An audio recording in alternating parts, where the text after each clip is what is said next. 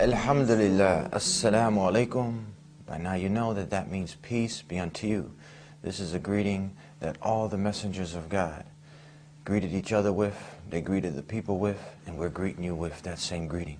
Peace be unto you. You won't find another group of people who are striving more towards peace. To have peace with their Creator, to have peace with themselves, and to have peace with their fellow human beings. Those are those who strive humbly to submit and to surrender to the one God, doing what He wants them to do on His terms. Those are the Muslims. You can be a Muslim anytime. You can do it right now or after the show. But think about this very important invitation. One man who we're going to be interviewing today, he accepted the call to submit and surrender to the one God, to do what all the messengers of God did, and that's Islam, submitting to God on His terms. Now, we're going to be talking to James, and we have a double treat for you. We have Sheikh Yusuf Estes. He's going to be interviewing this 85-year-old man who came to Islam, who came to the submission of one God, realizing that, you know what, I've been through everything, a lot of things, different things, and this is where I needed to be. If I wanted to be successful, time's running out. We might not make it to 85 years old. We might not make it till tomorrow. And this is something that we need to think about. The lights will go on after the party, and the party will end. And you will be alone, and you will have to be accountable for everything you've done. Life is not all about just chasing that man or woman or that good time.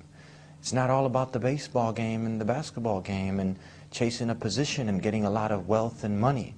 There's more to this life. And it's up to you to be sincere enough within yourself and to want to know more. That's the first step. And then to ask the one who has created all this to guide you and to make things clear. That'd only be fair. If you wanted it, it'd only be fair if He gave it to you, wouldn't it now? And He's willing to give it to you. He's willing to guide you, because that's one of His attributes. He's the most loving, the most merciful, and He's the guide. But you want it first to be guided. So we're going to see how this man James was guided, and Sheikh Yusuf Estes is going to be talking to him, and then we'll come back. So I hope you enjoyed this week's episode of The Dean Show. Welcome to The Dean Show. No, I'm not Eddie. This is Yusuf Estes welcoming you to The Dean Show on behalf of Eddie and all the folks here at The Dean Show. Today's program is amazing and exciting with a lot of things happening. One of the biggest things of all, though, is an interview with a beloved brother of ours, a Muslim who came to faith of Islam in just recent months. And what's really interesting about this, he has spent more than 85 years on this planet in investigating faith, finding out about people, and we'll let him tell his own story. That and more is all coming up right here on The Dean Show. Alhamdulillah Rabbil Alameen. The praise to Allah, and we're now with our special guest today. We're with our brother James. James, yes, 85 years of age. I just hope I'm strong enough to go through this interview. My throat has been giving me trouble.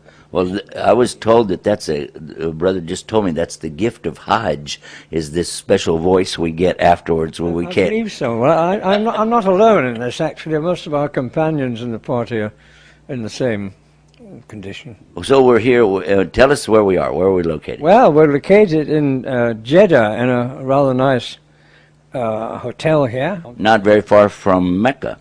No, not very far. I don't know how many kilometers, but the journey time was about an hour or something like that. A lot depends on the traffic. Yeah, it does. So why would you and I, be here in a place usually associated with Arabs and that type of thing? Well, we're here as a newcomer to the Muslim faith. I'm bound to come here, if Allah wills, during my lifetime at least once. And I've been most fortunate with the people who have helped me come to the position I'm in today. And you're one of them, Brother Yusuf, to have this marvelous experience to come on this Hajj. It really has been.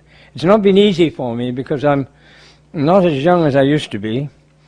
And I'm not really, to be quite honest, used to a lot of crowds of people, but it's been worth it, and I've struggled on, and I think I've completed everything as it should have been done, inshallah. That and more. I've been with you right along, and I'm sure that you've done that and more, inshallah. And now we would like to ask you a question. Through your life, now you're 85 years old, mashallah, and this is, many people never attain that age. But in your experience, could you give us a little background, some of the places you've been, things you've done? Well, I was born in Scotland a long time ago. I have a middle-class family. My father was a doctor, but they were overseas in Nigeria, and he was overseas, and I didn't really see much of him, so I grew up with Scottish Presbyterian Christian relatives, and they gave me the background of believing in God and worshipping Him. And then complications came on in that scheme later on. I went to a Roman Catholic school, and I was confused and never really adjusted too well to what was then a sort of new religion to me. And then after the 5 years in the Air Force during the war, I went to... Now, which war would this be? The Second World War, yeah, Second World War, sorry. 1940s? Yeah, the 39 to 46, I think it's finished at 45. After that, I managed to obtain a job with a large company in the Red Sea based in Aden, and spent a year in London learning the business, and went out there. And that was when I first came into contact with people of the Muslim faith, mostly Arabian. Oh, so you're not a newcomer to meeting Muslims? No, I worked with them. We worked with all kinds of people there of different faiths, but I learned something about the Quran then and the Islam at that time, which would be about 1949 to 1952 when I was there. And then after that I came back to Britain for a short time because my contract wasn't renewed there. I liked to have stayed there, but in many ways Allah was looking kindly on me because a lot of my friends didn't survive the sort of break-up of the colonial days in the British colony to what is now, and it's had a troublesome background. Then I went to Hong Kong for a short time, working in a business company there. Now, were there any Muslims in Hong Kong? No, I never met any Muslims. I was completely divorced from any sort of religion, really, by that time. But and then I went to Africa, to the Central African Federation, Rhodesia, as it was then called, now called Zimbabwe, and got a simple job, which is more to my suiting, with the health department, killing mosquitoes.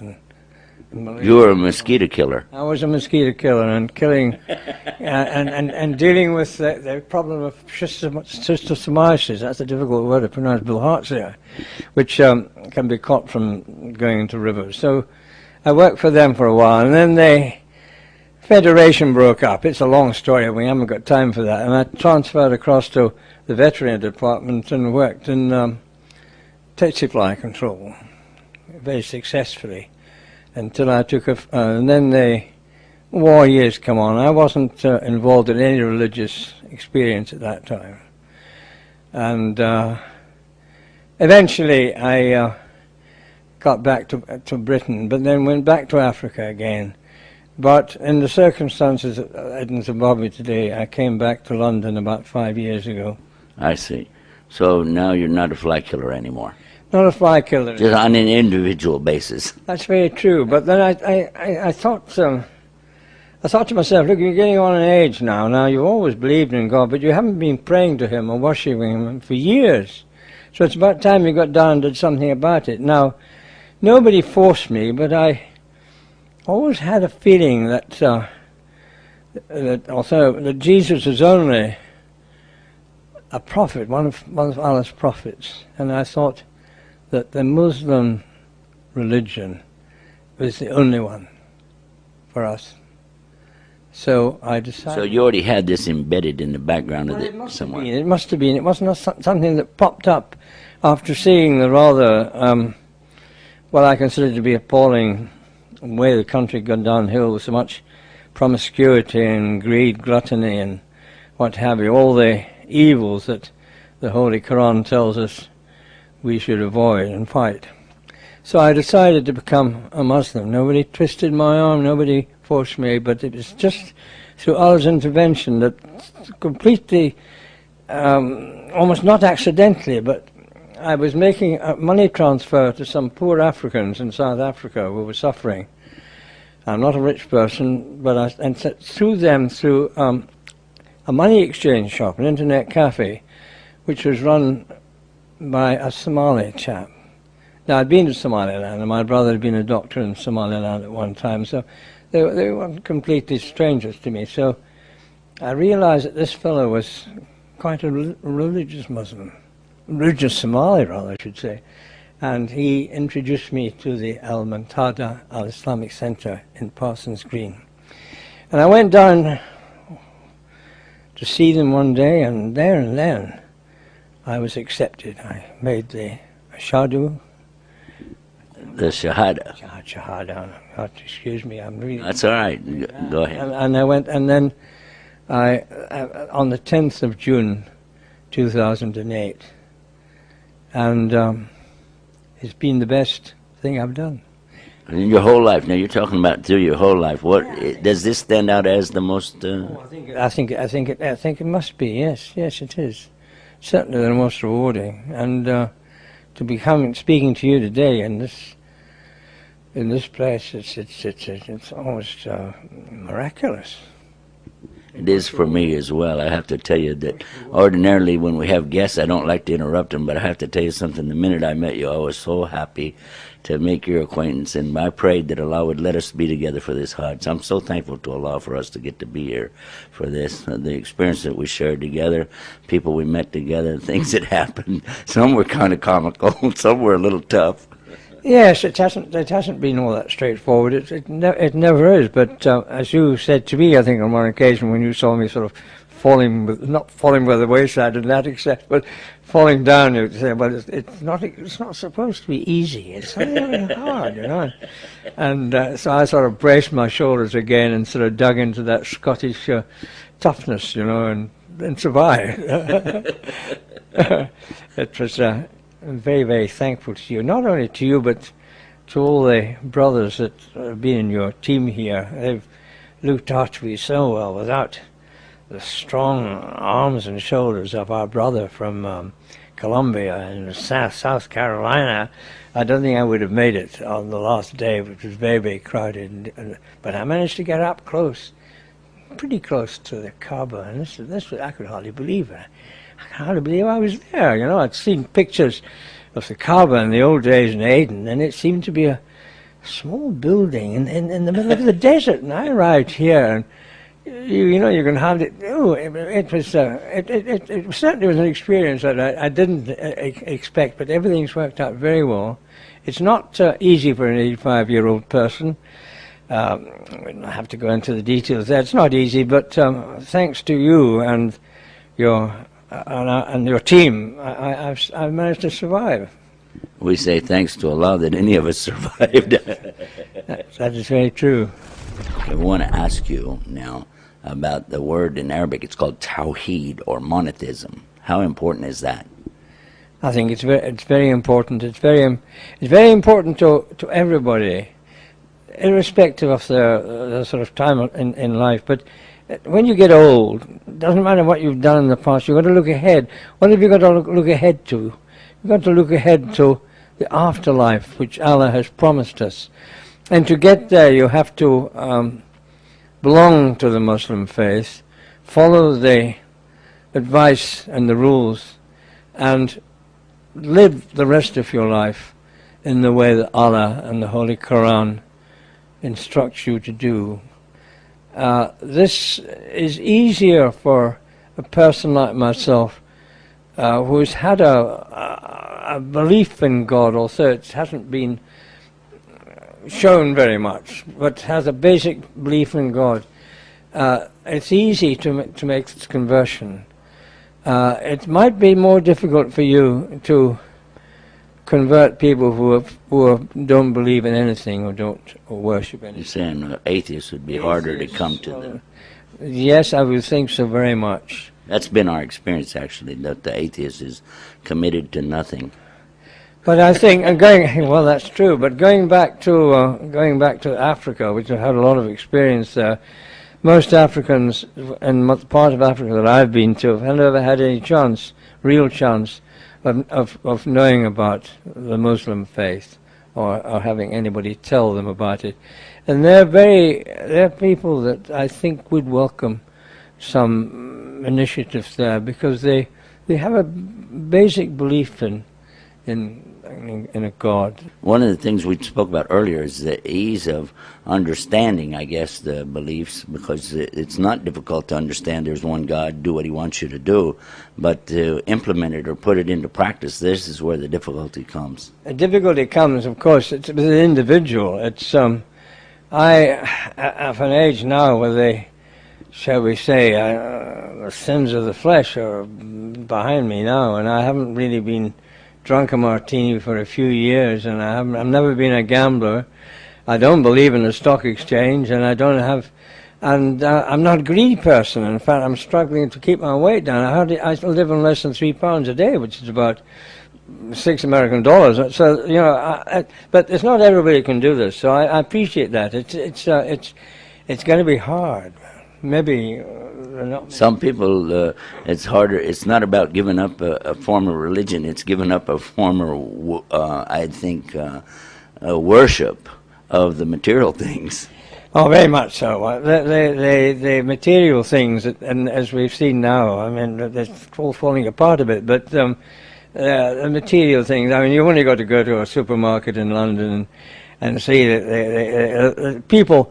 In medical terminology, stricken with obesity, walking out with trolleys full of liquor and food, enough to feed an army of Africans, for about a month. And this is just the weekend business. And so much waste. Well, yes, terrible waste. I never waste anything. One of the things, it's nothing to do with my being a Muslim, it's just the way I'm built. I never waste anything. Because, if you had surpluses, you would give them away to people who needed it. As I do. I support a family in Africa that for many years now, and every year I go out for a couple of weeks, and I don't go over to Zimbabwe at the moment. But this year in April, I'm going back to South Africa, and my friend will bring the old pickup down, the bakkie as we call it, down, and we fill it up with food and take it back to his place and go out. I'm hoping to go with him to see some of his 4 children, because I haven't seen them for a long time. But that's my interest in life. I live by myself, but I look upon them as my family, and it gives me something. You don't just sit and do nothing, but you can't do a great deal if you're miskeen. Miskeen means? Means being rather poor. Impoverished. Yes. Impecunious. We're going to throw out all the big words. Gosh, yes. Let us now ask you to give us, as you did throughout the Hajj, the pilgrimage that we shared together, all of us, and there were quite a few of us together. We looked forward to hearing from you on many occasions. We would ask you questions, and now, again, we're going to ask you to give us some advice. Well, I'm not very sure what audience we've got here. Just the world at large. I would say, take a look at yourselves.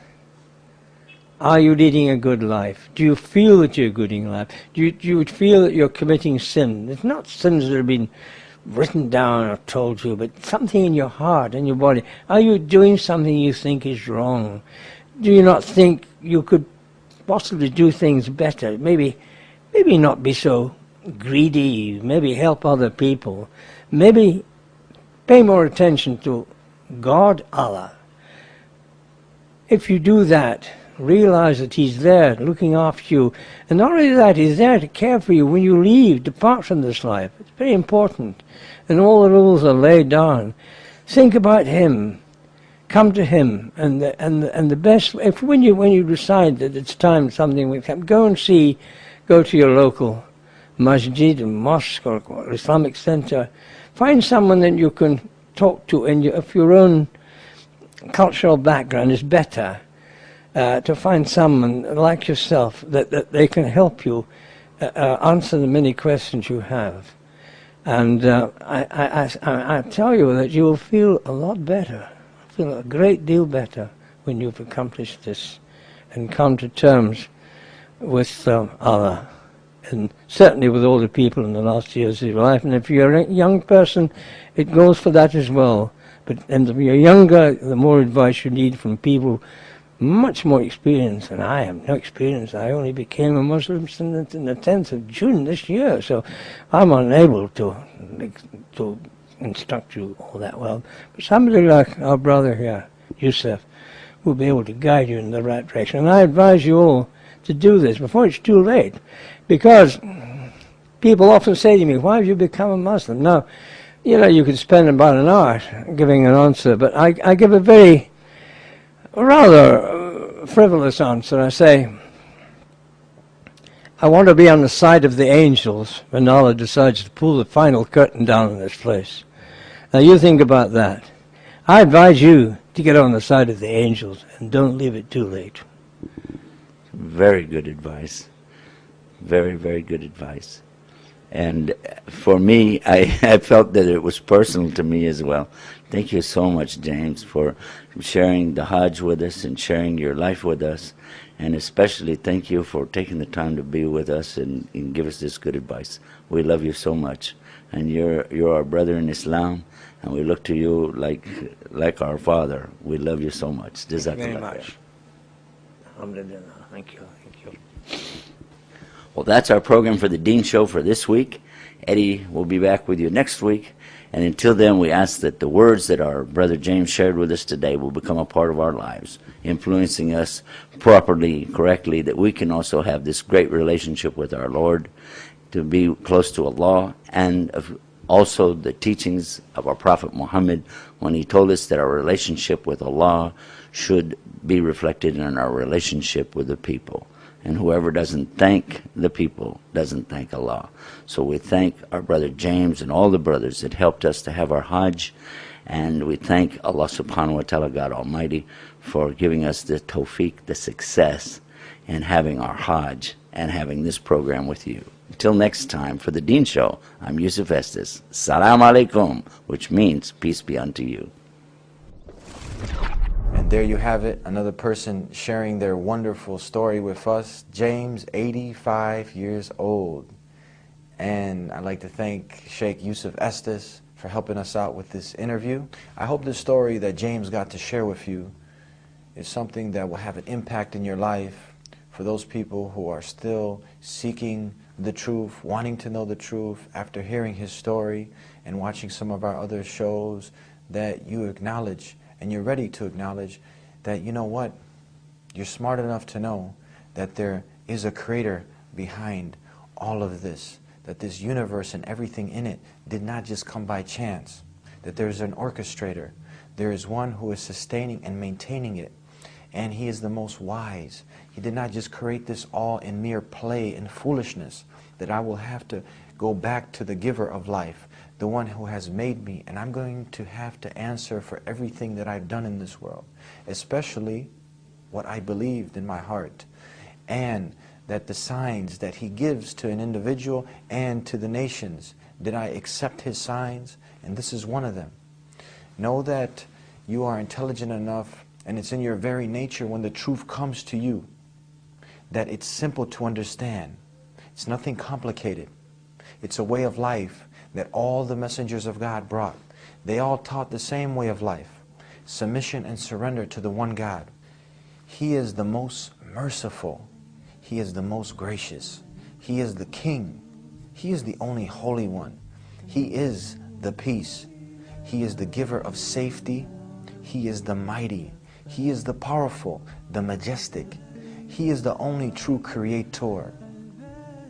He is the maker of shapes, the most forgiving, the sustainer, the all-knowing, the all-hearing, the most high. He is the protector. He is the most wise, the most loving. He is the giver of life and the giver of death. He is truly the self-existing. He's truly independent of all, and we are all dependent on him. Try not taking the air in that He's given you. See if you're truly independent, which you are not. He is the only one truly independent, and He is all-powerful. He is ever-living, the all-rich. This is the one true God. In Arabic, we say Allah. In Aramaic, the language that Jesus, this mighty messenger, spoke, He would say Allah. In Hebrew, Allah. So it doesn't take a person with many brain cells to figure out that the English language, Moses, Jesus, Abraham, they never spoke any of this. They didn't speak English. They never said God. So when you put the pieces of the puzzle together, Allah, Allah, Allah, this is the God. And we just gave you some of His attributes. So you know that this is the one that I want to worship. This is the one that I want to turn to, who I want to guide me.